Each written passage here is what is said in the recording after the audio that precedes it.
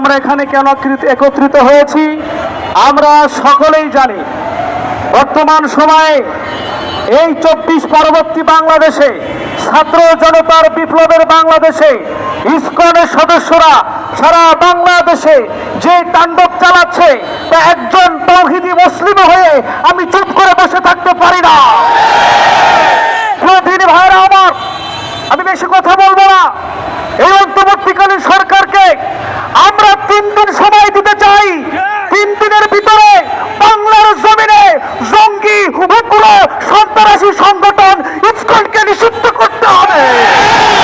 3 দিনের ভিতরে যদি এই ইসকনকে নিষিদ্ধ না করা হয় তবে ওলামায়ে কেরাম যে ছাত্র জনতা তাওহীদি জনতাকে মাঠে সাথে নিয়ে মাঠে নামতে বাধ্য হবে।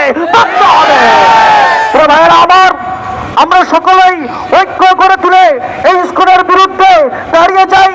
আল্লাহ তাআলা আমাদের সবাইকে তৌফিক দান করুক। নাসরুম মিনাল্লাহি ওয়া ফাতহুন করিব। এই পর্যায়ে সংক্ষিপ্ত বক্তব্য রাখছেন কর্মচারী ওলামা পরিষদ 7 নং ওয়ার্ডের সংগ্রামী সাধারণ সম্পাদক মুফতি শরীফুল ইসলাম সিরাজি। আসসালামু আলাইকুম ওয়া রাহমাতুল্লাহি ওয়া বারাকাতুহু। সংগ্রামী তাওহীদি জনতা, এই ইসকন নামক জঙ্গি উগ্রবাদী সংগঠন এটা আজকের সংগঠন নয়। 2014 সালে 2016 সালে সিলেটের 2 জায়গায় এই ইসকন সংগঠন কর্তৃক মুসলমানদেরকে আঘাত করা হয়েছে। সিলেটের এক ইমাম ইসকন নিয়ে পোস্ট করায় সেই ইমামকে হত্যা করা হয়েছে। এবং ফরিদপুরে আপনারা জানেন এই ইসকনের মন্দিরে 7 জন মুসলমানকে পিটিয়ে হত্যা করার চেষ্টা করা হয়েছে। তাদের মধ্যে 2 জন ছিলেন কোরআনের হাফেজ। মোট কথা এই ইসকন কর্তৃক সারা বাংলাদেশে বিভিন্ন জায়গায় মুসলমানকে নির্যাতন করা হচ্ছে। সর্বশেষ টঙ্গীর 27 নং ওয়ার্ডে টিএনটি কলোনি মসজিদে বাংলার শ্রেষ্ঠ সন্তান ইমাম খতিবকে গুম করার চেষ্টা করা হয়েছে।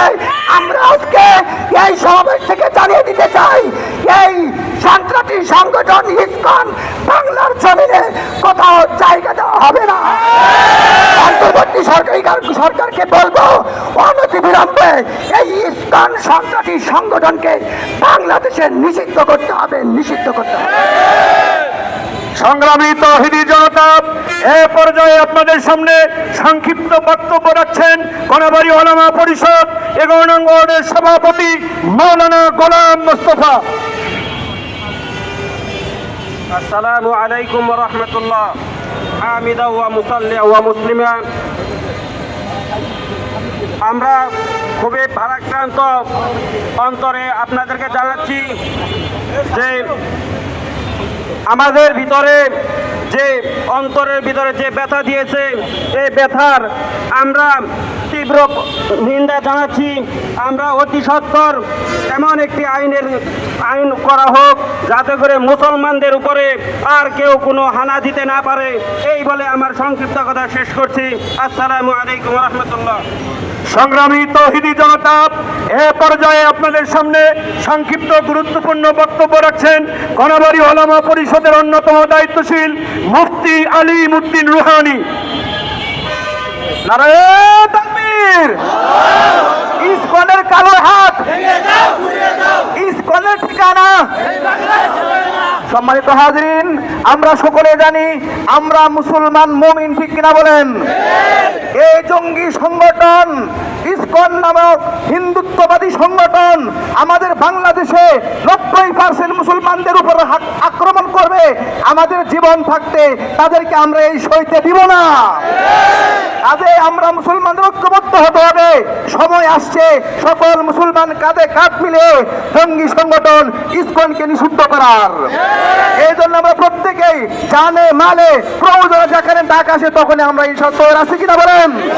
আমরা সকলে ঐক্যবদ্ধভাবে ইনশাআল্লাহ দিনের কাছে শরীক হব। আল্লাহ পাক কবুল করুন। প্রিয় তাওহীদি জনতা,